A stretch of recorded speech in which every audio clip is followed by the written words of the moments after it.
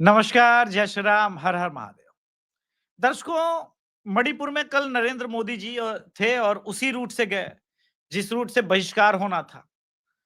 और बहुत एक इंटरेस्टिंग कहानी है, जिस प्रकार से वो मणिपुर पहुंचे, लोगों से मिले, उनकी चिंताएं सुनी और आखिर में जो बात कही कि भारत की तरफ आंख उठाने वाले और भारत के अंदर अशांति फैलाने का प्रयास करने वाले चेत जाएं।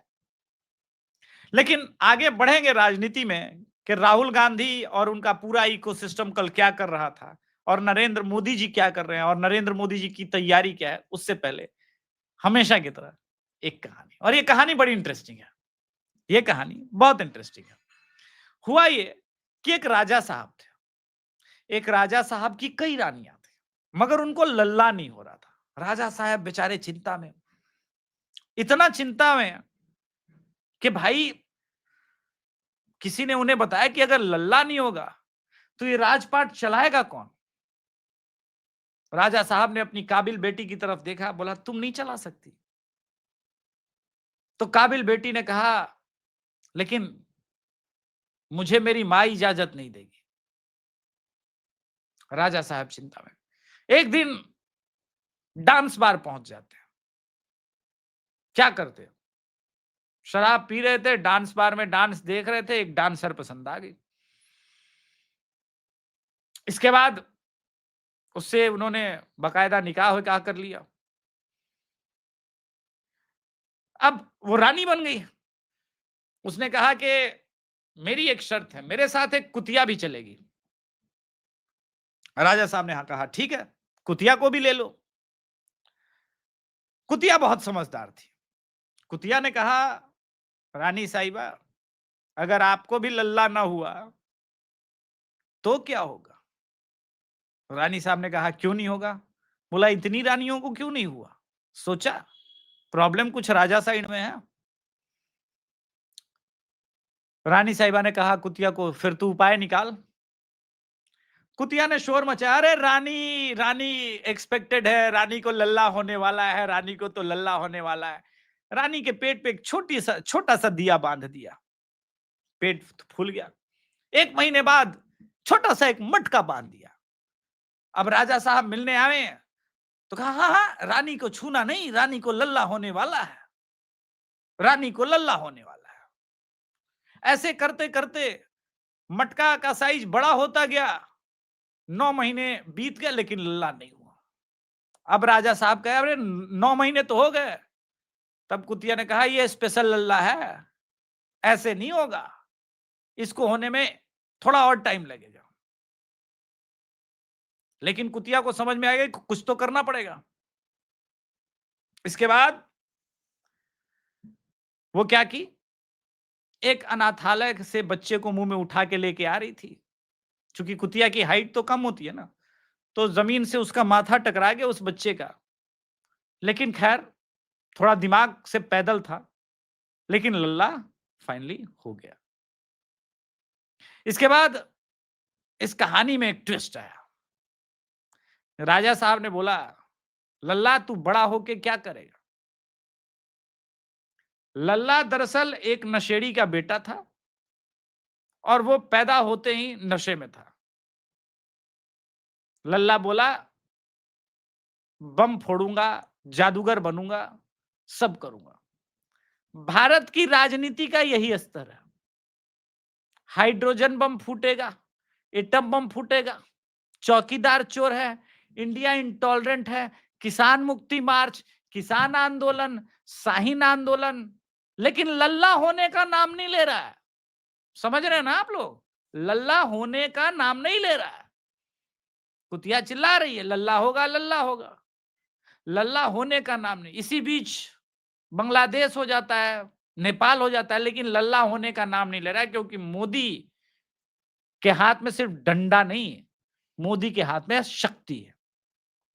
नरेंद्र मोदी जी जब संघ प्रमुख को, आरएसएस मोहन भागवत को, ठीक है, एक लेटर लिखते हैं, उसकी चर्चा बहुत हुई है, आप लोगों को पता है कि नहीं? बहुत चर्चा हुई है उसकी, लेकिन मीडिया ने नहीं की। मीडिया ने नहीं की। अगर आप गूगल करेंगे उस चिट्ठी के बारे में तो द हिंदू, सारे डेक्कन हेराल्ड, सारे इंडियन एक्सप्रेस, हिंदुस्तान टाइम्स, जागरण, हिंदू, अ, हिंदुस्तान, सभी अखबारों में आपको मिलेगा। और मोहन भागवत जी की प्रशंसा जो नरेंद्र मोदी जी ने की थी, उसका कारण यही है कि भाई संघ के एक एक का, मैं कंफर्म बात बता रहा हूं, मैं हवा में बात नहीं करता। संघ के एक एक कार्यकर्ता को कहा गया तैयार रहना है। हो सकता है ये वोट चोरी के नाम पर शाहीन बाग बना करके पहले एक बार ये अटेम्प्ट कर चुके हैं। अब ये आखिरी चरण का फ्रस्ट्रेशन है, 9 महीने गुजर चुके हैं, लल्ला हो नहीं रहा है। लल्ला जो है वो नहीं हो रहा है। तो लल्ला होने के लिए वही अनाथ आश्रम से किसी एक बच्चे को उठा के लाना होगा। ये प्रोसेस में जो है काफी तिकड़मबाजी होगी। लेकिन वही बात है कि नरेंद्र मोदी तो मोदी है। मोदी जी अभी मणिपुर में जब थे तो उन्होंने कहा कि कोई भारत की तरफ आंख उठा के देखेगा तो हम उसको बताएंगे। तो लल्ला होने के क्रम में सुप्रिया श्रीनेत से लेकर के बाकी सभी लोग कल से एक वीडियो चला रहे हैं। क्या वीडियो चला रहे हैं कि भैया उनके बच्चे, अब मैं पहले आ जाऊं उसके बाद आऊंगा। ये जो नेपाल वाला प्रकरण हुआ था, लल्ला जो नेपाल में जो लल्ला हुआ, तो उस प्रकरण में यही था कि नेपो किड और लेफ्ट के अगेंस्ट में सारा जो है वो बवाल हुआ था। तो पूरा इकोसिस्टम, ये योगेंद्र प्रशांत भूषण है, इनके बाप ना होते तो ये गली के वकील होते, लेकिन खैर चूंकि बाप बड़े थे, इन्होंने भी वो शेयर किया। मैं आपको दिखाता हूं, ठीक है। ये जय शाह हो गए, ये जेटली के बेटे हो गए, ये सिंधिया के बेटे हो गए, ये लोग नेपो किड है। गडकरी के बेटे, शिवराज सिंह चौहान के बेटे, बेटे हैं तो कोई और काम कुछ ना कुछ तो कर ही रहा है। एस जयशंकर का बेटा कुछ ना कुछ काम कर रहा है, राजनीति में तो नहीं है। मैं पूछना चाहता हूं कि नेपो किड किसको कहते हैं, मैं बताता हूं, सुनो। राहुल गांधी के बारे में बोलने में तुम लोग की फट जाएगी। जवाहरलाल नेहरू का खानदान कांग्रेस चला रहा है। लालू प्रसाद यादव का खानदान आरजेडी चला रहा है। समाजवादी पार्टी का खानदान कौन चला रहा है? अखिलेश यादव चला रहा है। अखिलेश यादव का खानदान समाजवादी पार्टी चला रहा है। स्टालिन कौन चला रहा है? तो भारत के अंदर ये नेपो किड वाला जो प्लेन में केक काटते हैं ये लोग और कहेंगे कि हम समाजवाद लेके आ रहे हैं, ये लोग ज्ञान देंगे। इसलिए वो लल्ला होगा नहीं जो लल्ला, चाहे तुम लाख पेट के ऊपर मटकी बांधो, पेट के ऊपर कितना भी मटकी बांधो, लल्ला नहीं होगा। लल्ला होने के लिए और भी कुछ करना पड़ता है। गए थे मलेशिया, सब कुछ हो गया, इसके बाद डांट पड़ी। मैडम सोनिया गांधी जी ने एक आर्टिकल लिखा, भैया निकोबार में पर्यावरण की बड़ी चिंता हो रही है। ना ना ना, ये बोलो कि वहां पर निकोबार और उस पूरे रीजन में मलक्का स्ट्रीट में अब इंडिया की निगरानी बढ़ जाएगी, इंडिया बहुत बड़े काम कर रहा है और दुनिया को दिख रहा है, सैटेलाइट से तो दिख ही रहा होगा कि कुछ बड़ा कंस्ट्रक्शन चल ही रहा है। वारशिप बन रही है, पनडुब्बी बन रही है, पूरा का पूरा वहां पे पोर्ट बन रहा है। तो दिक्कत है, आप लोग भूल गए, आप लोग भूल गए कि सुप्रिया श्रीनेत ने ऐसा ये खेल क्यों रचा नेपो किड वाला अपने ट्विटर हैंडल से और ये सब कुछ करके कि उनके लड़के और आपके लड़के, यहां तो लड़के ही लड़के हैं। आप लोग जान इस कहानी का एक बड़ा टर्म भूल गए, रानी के साथ एक कुतिया भी थी, सारा खेल और दिमाग वही लगाती थी। समझ रहे हैं ना आप लोग? इसलिए मैंने कहा कि लल्ला नहीं होगा।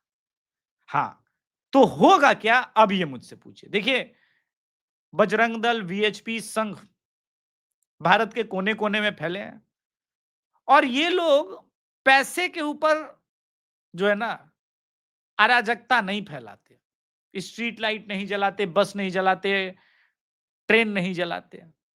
हाँ, ऐसे लोगों को पटक के ठोकने का काम, सही मार्ग दिखाने का काम बहुत अच्छे से करते हैं, इसमें कोई संदेह नहीं है। ना, ना, ये काम बहुत बढ़िया से होता है।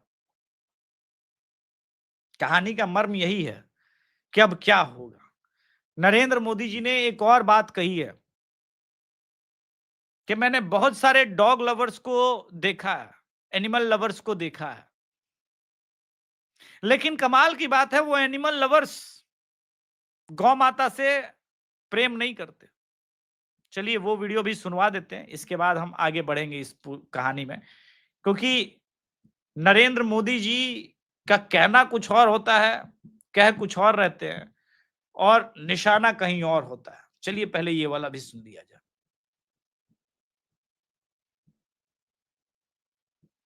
मैं पिछले दिनों कुछ एनिमल लवर से मिला था। क्यों? आपको हंसी आ गई? हमारे देश में ऐसे बहुत लोग हैं और विशेषता है कि ये गाय को एनिमल नहीं मानते।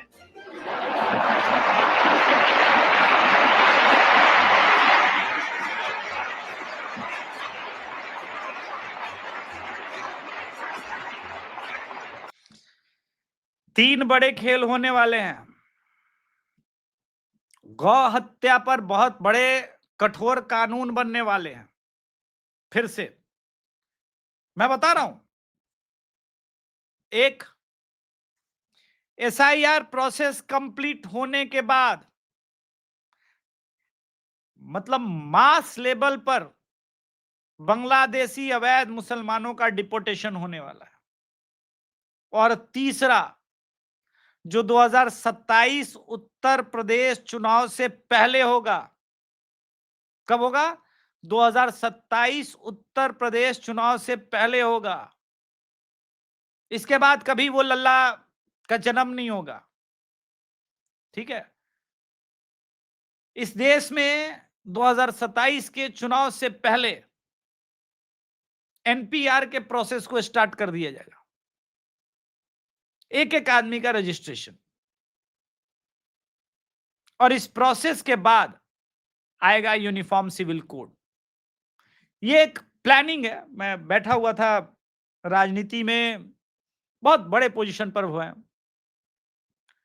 उन्होंने बोला कि भाई अगले 5 साल का प्लान तैयार है और नरेंद्र मोदी का विजन 2047 का है। कब का विजन है? 2047 का। और विश्व गुरु बनाना है। तो बहुत से जो राजनीति के विश्लेषक हैं, जो महामूर्ख हैं, उन्हें यह लगता है कि नरेंद्र मोदी को पता नहीं है कि डेमोग्राफी चेंज होगा तो वो सत्ता में नहीं आएंगे। बहुत से महामूर्खों को यह भी लग रहा है कि नरेंद्र मोदी को पता नहीं है कि बंगाल चुनाव कैसे जीतना है। वो राजनीतिक विश्लेषक होंगे अच्छे, लेकिन मोदी जी को नहीं समझते। मोदी जी के कार्य करने की शैली है, उनका डंडा उनके हिसाब से चलेगा। वो हमारे संस्कृत के टीचर की तरह नहीं है, जो आके ही लता शब्द रूप पूछने लगते थे और आप पीछे बैठो या आगे बैठो। घंटी जब तक बज नहीं जाती थी, उनका काम होता है पहले पीटना। पक्की बात थी कि मंगलवार को कुटाई होनी है। मंगल अच्छा नहीं जाना। यहां नरेंद्र मोदी ऐसा नहीं है। नरेंद्र मोदी जी सातों दिन मारते हैं, कभी थप्पड़ से, कभी डंडे से, कभी कानून से, कभी प्यार से, कभी हंसा के, लेकिन मारेंगे जरूर। आप देखिए कहां से चले और कहां पहुंच गए। इनको लगा कि भाई नयन तारा सहगल ने अवार्ड वापसी की है तो इस देश में भूचाल आ जाएगा। गांधी परिवार से थी ना, डायरेक्ट रिलेशन है ना। लोगों ने कहना शुरू कर दिया 1985 में जब अवार्ड लिया था तब भारत असहिष्णु नहीं था, जो अभी असहिष्णुता हिंदुओं की नजर आ रही है। आक्रोश और बदला, एक कदम आगे। इसके बाद गेम हुआ किसान मुक्ति मोर्चा। अगर आप लोग गूगल करेंगे तो महाराष्ट्र में हुआ था, सफल नहीं हुआ। तब तक राम मंदिर बन गया, आर्टिकल 370 हट गया। इसके बाद इनको लगा कि भाई अब थोड़ा एक्सेलरेट करना पड़ेगा, रेजिम बदलो, नहीं तो फिर मामला गड़बड़ हो रहा है। तब ये शाहीन बाग लेकर के आए। मैं मानता हूं किसान आंदोलन से बड़ा प्रयोग शाहीन बाग था, क्योंकि शाहीन बाग हर शहर के आउटर और एग्जिट दोनों मार्ग को क्लोज करने का एक एक बार पहले इनर सर्कल उन्होंने करके देखा। उनका प्लानिंग यह था कि क्या शहर के दोनों एंट्री और एग्जिट पॉइंट पे भी हम बना सकते हैं कि नहीं। ऑलमोस्ट उन्होंने यह काम कर लिया था, ऑलमोस्ट द बिगेस्ट सक्सेस। लेकिन शाहीन बाग में क्या था ना, सिर्फ मुसलमानों का और लेफ्टिस्टों का सपोर्ट रहा, इसलिए वो फेल हो गया। और नरेंद्र मोदी जी को वहां से समझ में आया कि भाई किसान आंदोलन में एक एक्सपेरिमेंट थोड़ा अलग हुआ। सिखों और मुसलमानों का सपोर्ट बेस दिखाने का प्रयास किया, हालांकि उसमें सभी सिख नहीं थे, लेकिन हुआ। बहुत सारे मुसलमान, चूंकि उनकी भी दाढ़ी होती है, उन्होंने पगड़ी बांधी, यह बेस करने का प्रयास हुआ, यह स्ट्रेटजी अपनाई गई। अब आपको समझ में आया कि नरेंद्र मोदी जी ने किसान बिल क्यों वापस ले लिया। यूपी इलेक्शन के समय का अभिषेक तिवारी शो का आज से 3 साल पहले का विश्लेषण देखिएगा। अब तो 3.5 साल हो गए, उस वक्त का विश्लेषण देखिएगा, आपको पता चलेगा। यह बात मैं क्यों कह रहा हूं, इस बात की महत्ता है, इस बात का अपना राजनीतिक संदर्भ है, इस बात को समझने की आवश्यकता है। नरेंद्र मोदी नहीं चाहते कि वो लल्ला हो, और वो कुतिया एक नहीं है, वो बहुत सारी है, जो हर 2 महीने पे अलग अलग न्यूज चैनल पे कह रही है लल्ला हो रहा है, योगी पलट रहा है, मोदी पलट रहा है, फलाना हो रहा है, ढिमकाना हो रहा है। होने को कुछ नहीं हो रहा है, क्योंकि नरेंद्र मोदी खड़े हैं, नरेंद्र मोदी खड़े थे, और नरेंद्र मोदी का डंडा यूं ही चल रहा है। नमस्कार, जय श्री राम, हर हर महादेव। दर्शकों से निवेदन है, कृपया चैनल को सब्सक्राइब करें, वीडियो को लाइक करें। Thank you.